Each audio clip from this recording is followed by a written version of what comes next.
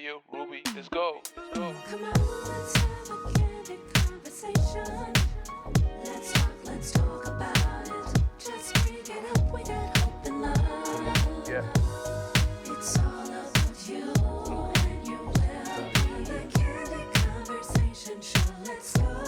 Let's talk about Hey, it. let's talk, let's walk it out. Let's talk, let's walk it out.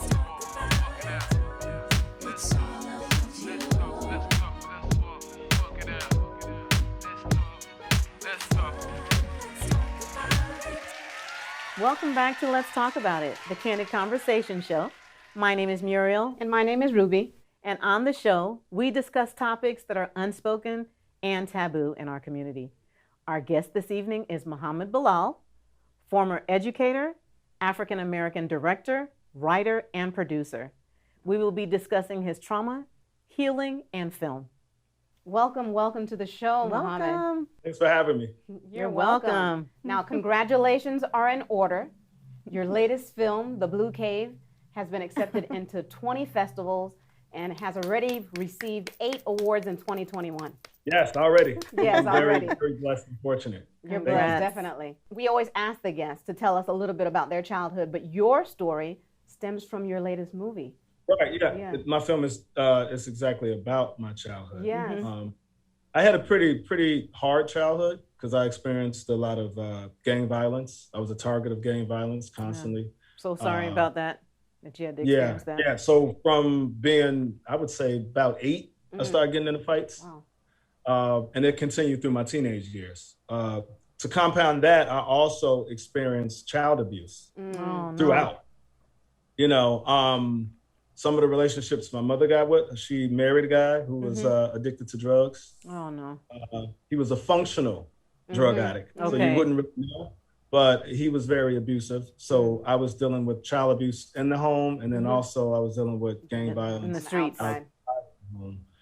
I think the hardest thing for me, though, growing up, was not having the support from my mother who was there. Yeah. Oh, man. I always expect that, no matter what, to have that support Right. come from mom. I didn't really get that. What I did get, some good things I did have growing up, she did instill a lot of values in me as far as education, Okay. not doing drugs, Right. not being in a gang. So there was some lessons and structure, but there was also a lot of abuse Yes. that Okay. growing up as a young man. Single-headed household Okay. for most of my childhood. The communities we lived in on the south side of Chicago were not safe communities. Okay. I give an example. Growing up, I thought until I took the Constitution test in 8th grade that it was okay for a police officer to grab you and smack you up for any reason growing up as a kid. I thought that was normal thought it was until normal. I got older and took the Constitution test in 8th grade. I started understanding also they're not supposed to be doing that. Right. But so a lot of dysfunction, I guess it was normal, you know? So when I went to friends' houses as I got older and 8th grade and high school, I started seeing that it's not normal No. Right. for you to smack you because you disagree or because you express how you're feeling. Right. So I grew up in a household where you were just supposed to accept things. You don't talk back. You do what you're told. The adult is always right. Right. But I did have an outlet growing up. I was able to, the arts. That was Okay. one thing my mother was big into. So we was into African dance and theater. Oh, so nice. that's my only outlet Right. as a kid growing up. Okay. That's But, a nice outlet. And in high school was much better because I went to a performing arts high school. Awesome. Okay. So, and then I also went to, my high school was very mixed income and mixed race. Okay. I began to see a little more, I would say, functional families. Nobody's perfect. No. Right. Supportive no, okay. parents, families with different incomes. Some of the kids were well off. So that's when I started getting exposed to different environments and started seeing there could be a better life beyond Right, what I right. was in my community. Okay. But yeah, it was harsh. There was a lot of trauma I experienced growing up as a kid and a young man also. So you say trauma. What is it that, if you don't mind sharing with us, what was the trauma? Oh, wow. So my mother, I didn't understand it because again, until you start learning different and hearing differently, a lot of the physical discipline I got wasn't because of the behavior. This is me because I'm a parent and I understand how kids can get to you, but you have to control yourself and understand the kids. Right.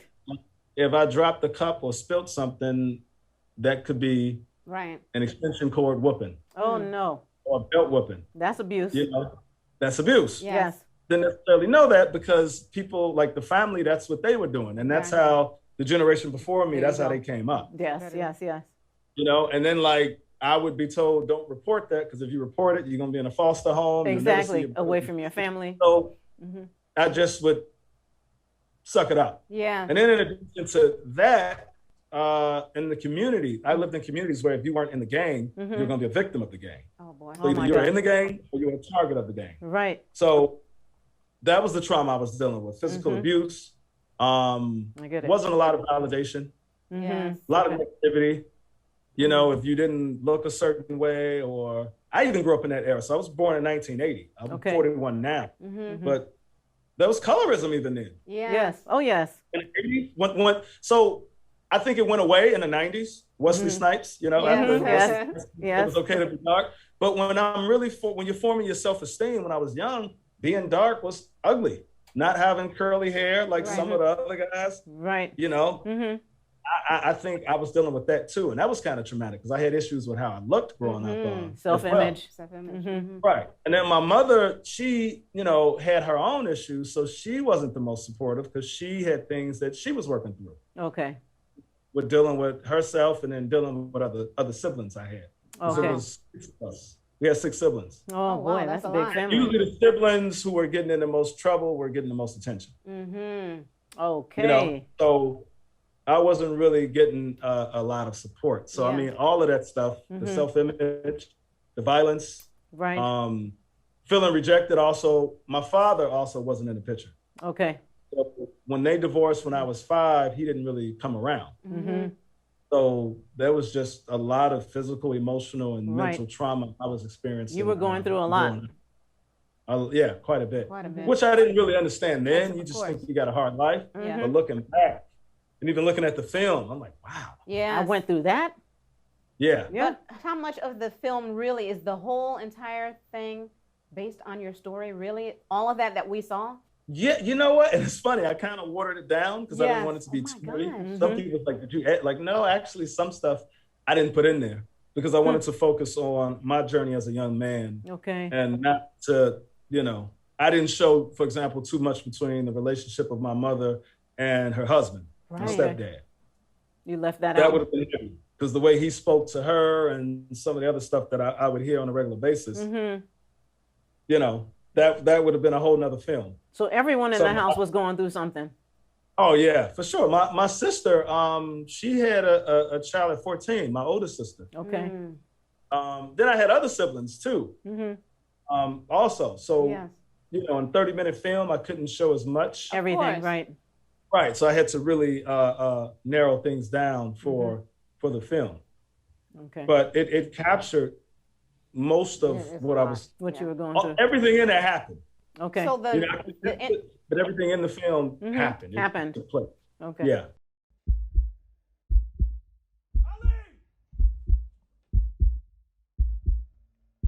You're elite.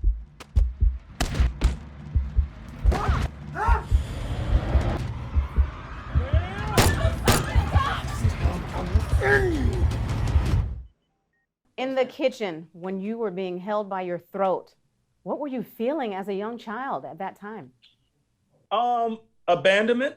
I knew what was going to happen because I was fighting so much. Like I would say just about every day. And eventually 2 things happens if you're fighting all the time. It's either gonna break you or you're just gonna get tough and learn how to fight well. Even though mentally it does do something to you that you're being attacked all the time. Right. The thing that bothered me in the kitchen, it wasn't even so much being choked, it was the fact that my mother did nothing. That's what I was going to ask. She just You got to stood there and understand, watched. my mother was a Black Panther. Oh, my my mother, goodness.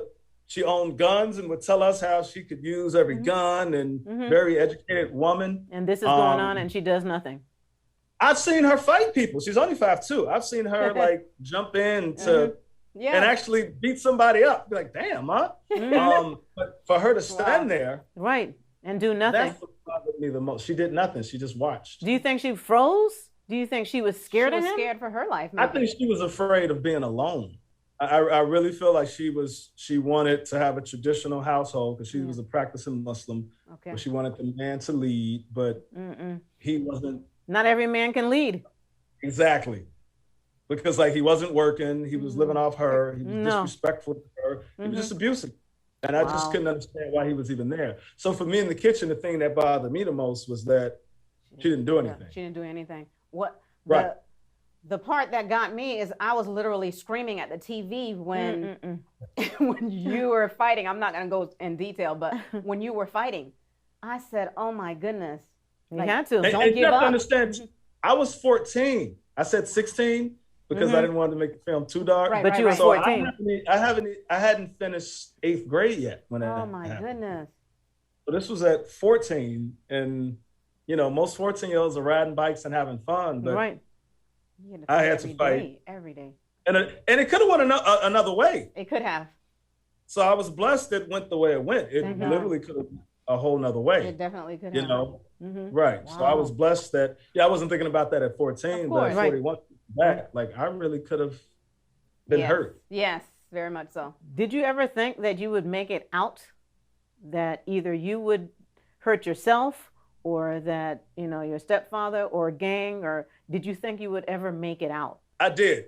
Good. I did. Okay. I think it's really funny to me and it's interesting. And that's how it's leading to another script that I just finished about healing. I had more confidence then than I do probably even now. Really? That could be because you don't know the world when you're young. So you feel like once I get past this, I'm good. But yeah, I believe that I was going to make it through and I was going to be okay. Wow. You know?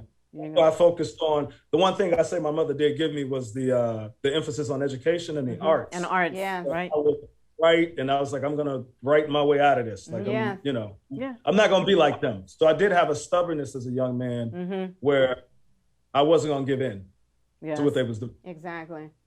You So know. that really happened. You were literally writing as a child. Well, All the time, isn't that all the time. But it was a struggle just to find a safe place to write. To write it. Yes. Can you imagine No. if somebody picked that up? Yeah. And then like there was noise in the house. I couldn't really go outside. And then if he didn't have anything to do with my stepdad, I would become his punching bag. Wow. You know, he was unhappy. He was unhappy. He was, like I said, he was a washed up drug. musician, Right. and he was on drugs. He wasn't Right. really happy with himself. Right. You know, and the thing that kind of bothered me about my mom,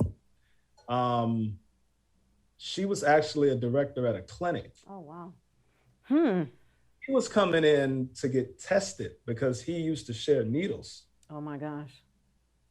This is the man she brought home. This is the man Yeah. she fell in love with and brought home. Love, Yes. and brought home for around her kids. She knew it wasn't like this was a hidden thing. Like he got on drugs after they were together, or she didn't know about it. She knew he was a drug addict. I and wonder what that's was going through her mind.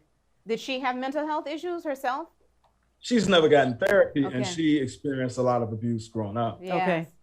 You know, she still won't talk about it to this day. Okay. Which is why we have a very estranged relationship, Yeah. and I've had to get therapy for that because that's Of a difficult course. thing to Right. accept.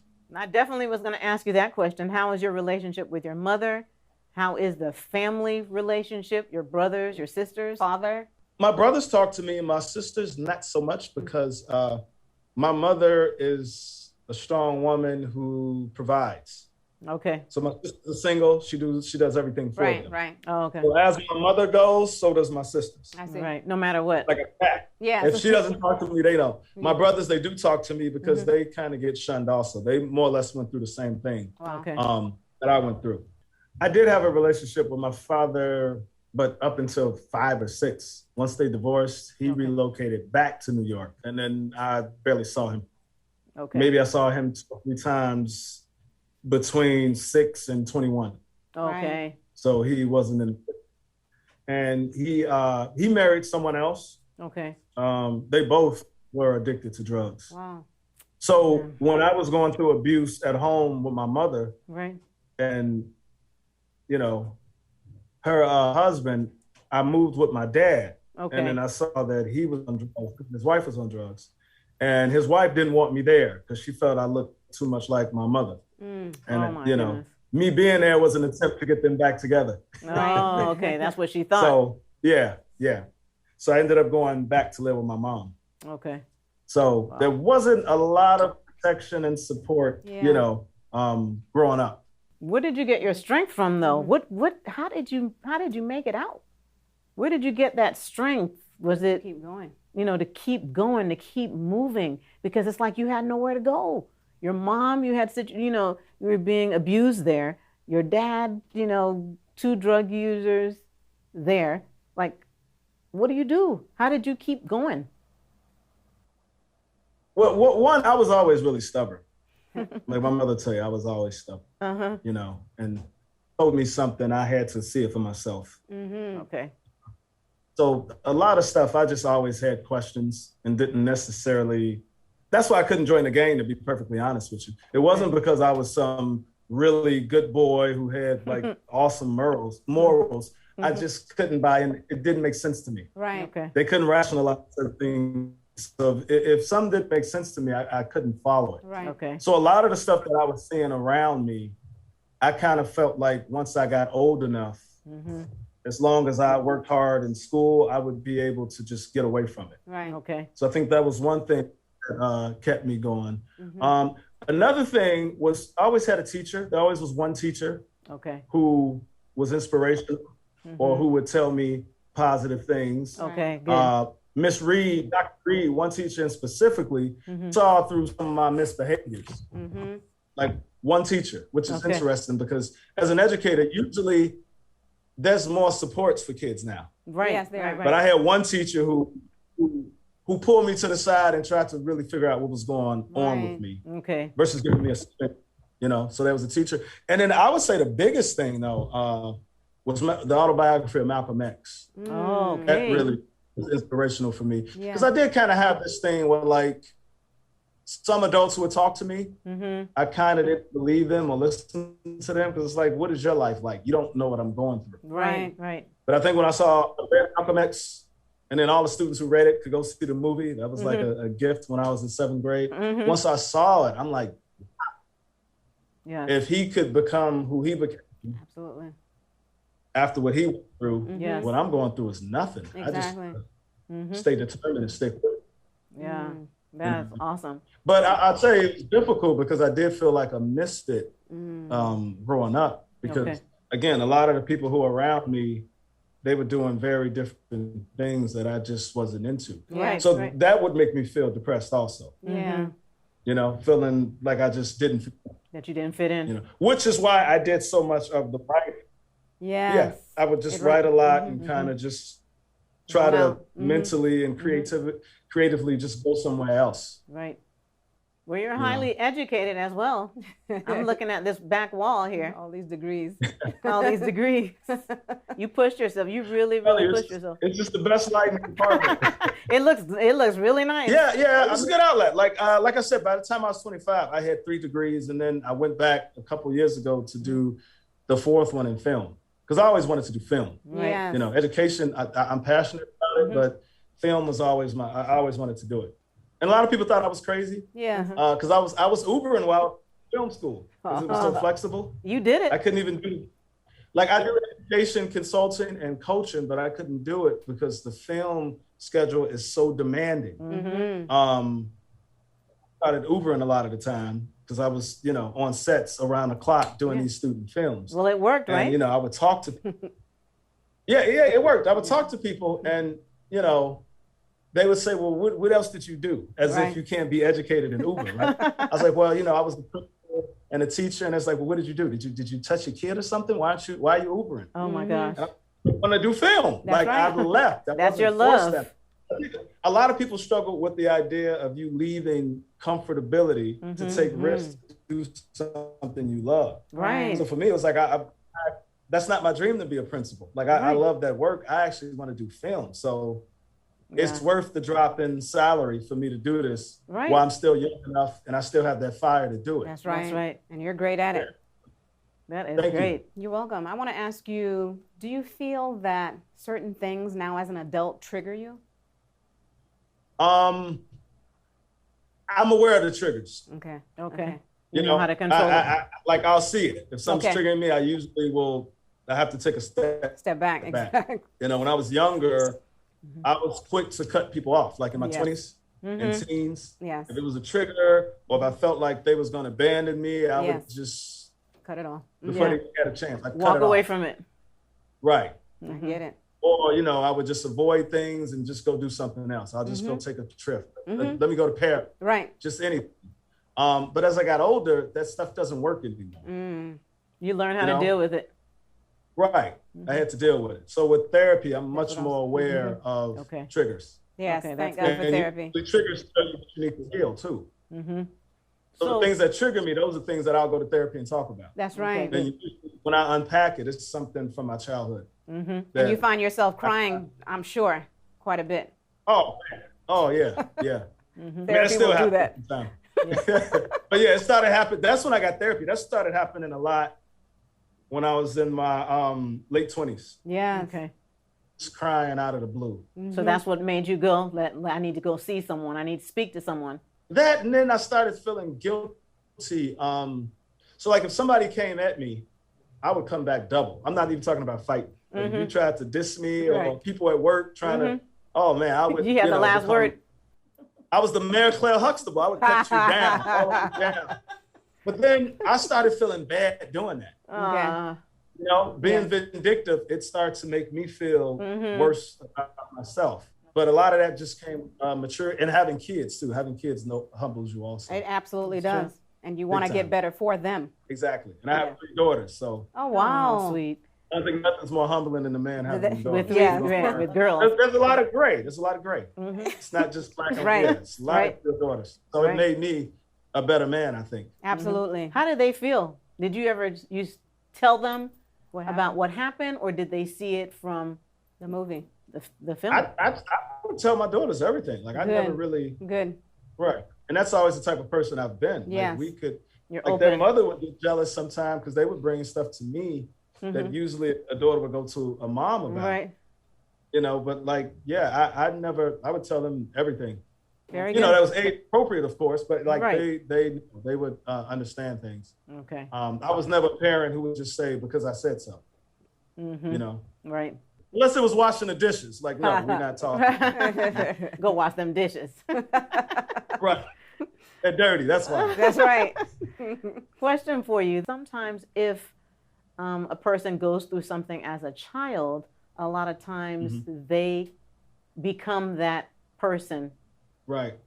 Unless they check it and get therapy and, There you go. and really see how this isn't the right way. Mm-hmm. You know? Yeah. So yeah, I made mistakes as a parent, but you know, We all do. I definitely started to reflect, like, okay, Right. come sit down, let's talk. Yeah. Okay. You know. Good. Very good. What you did was wrong, but I should not have responded like this. Mhm. Right. Oh, that's good. Glad you told me the truth. This is how that made me feel. How did Right. it make you feel? There you So go. at least I started to Right. create an environment where they felt they could be open There you and go. tell me things. Right. And then I wanted them to see that nobody's perfect. So parents make mistakes. Good. Absolutely. There's no But- manual. Our parents don't admit that though. I would That's true. actually admit it. Me too. But interestingly enough, the biggest struggle I've had with my daughters was like I don't tell my daughters negative things about their mom. That's right.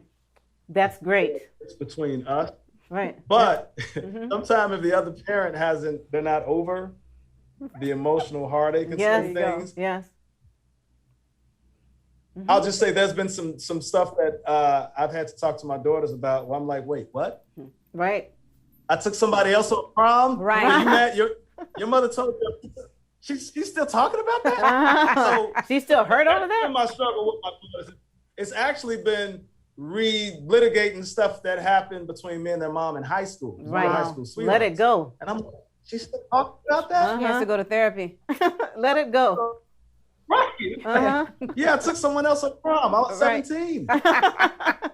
But For mom, it's still immediate. So, just talking to my daughters about that, because I think they're still at an age where they could be influenced. And they're Correct. definitely around mom more than around me. But Okay. even when they're around me, I don't tell them everything. No, you don't need to. No, it's not their business. Certain things I just like, you don't need to hear about that. Right. Yes.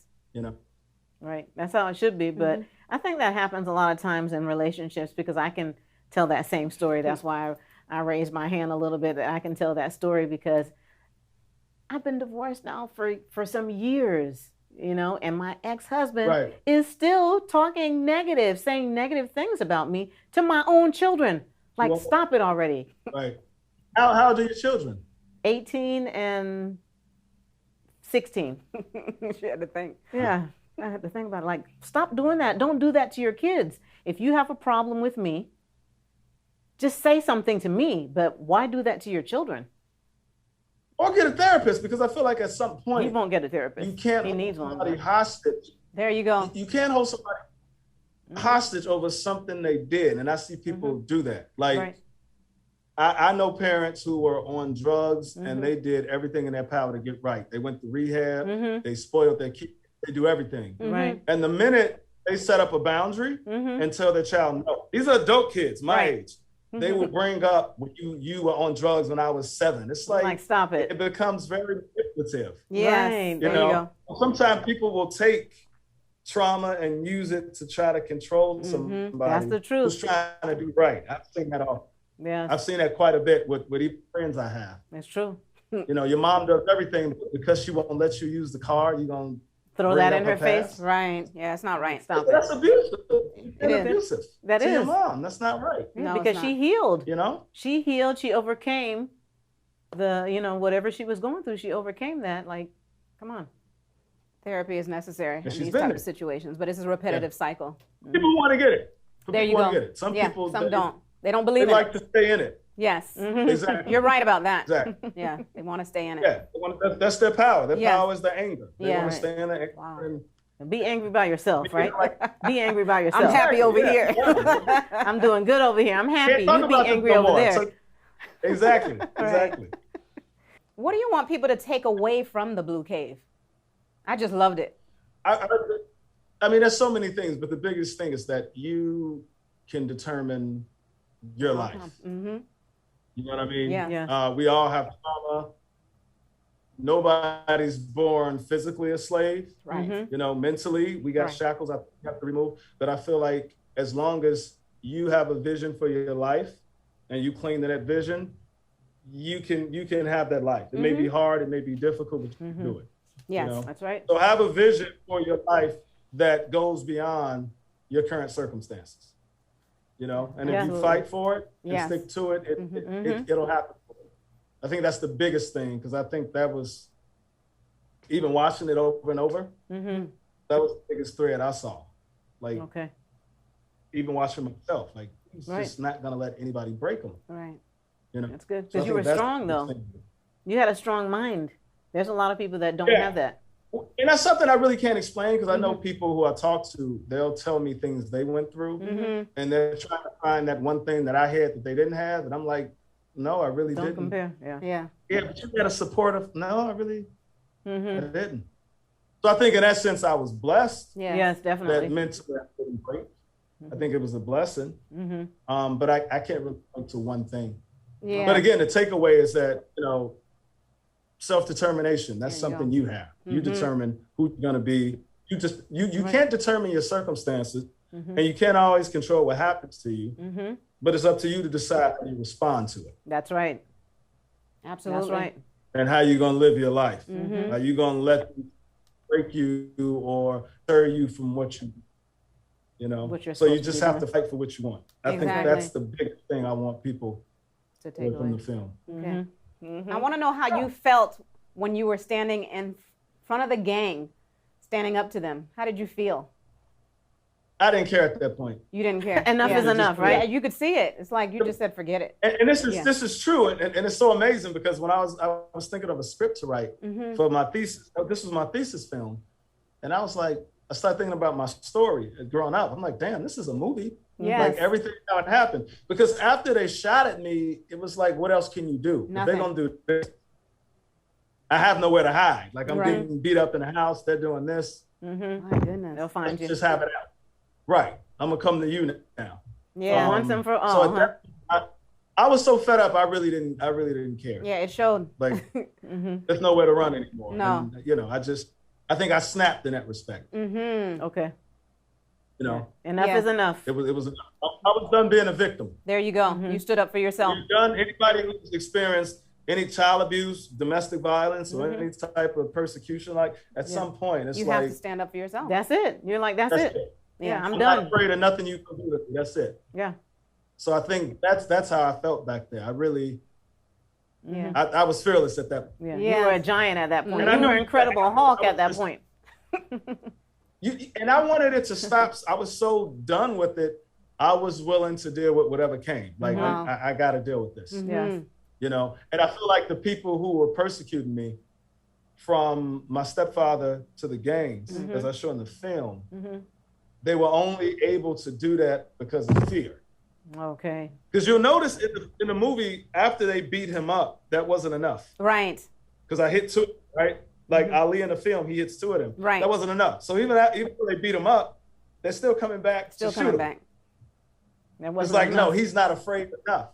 So Wow. I feel like once you take the fear, and I tried to show this in the film, once you take the fear from Out. people who are abusers, Mm-hmm. they don't have any, They have anything. Right. they I only believe that. thrive off, that's all they have. Yeah, Yes. I believe that. Do you have? Is your stepfather? He's still living? Yeah, he's actually, it's interesting. He's a jazz musician in Florida. Really? Yeah. Okay. I saw him on Facebook. I didn't say anything to him Yeah. because like Yeah. I forgive him for myself. So Right, there's right. No You reason have Yeah, you have to. know, Right. yeah, So it's him done. and your mom are still Yeah. together? No. When I was 21, when I was in grad school, the first time, that's when they separated. Okay. They divorced. Yeah. But they ended up having a child together. And he, you know, he hasn't really been there for my younger sister at all. Yeah. Yeah, that's And unfortunate. I think that's why I say my mother has her own trauma. Right. Because she was in a relationship with men who did not stick around and do what they were supposed to do. Supposed to do. Right. So They there's weren't responsible. Yeah. trauma there with her. Yeah. Mhm. Something that I had to deal with in my own therapy. Like you got to understand your mother's also a person. Absolutely. and Correct. She has her own trauma Right. unpacked. I hope So- she's getting some assistance. I hope she's getting some help. I hope so. She's Yeah. 72. I don't know. Oh, wow. Yeah, well, Yeah. you're never too old. You're never too old to Right. get some. But like I'm here whenever she wants to heal things. But right now, Right. you know, that's a two-way thing. Right. Yes. Correct. You can't You do it by can't- yourself. Right. Mm-hmm. So what do we have to look forward to as far as the next movie? The next film, Perdido, which means lost in Spanish, is dealing with a young man who had a life like Ali, coming from a family and a background of abuse. Okay.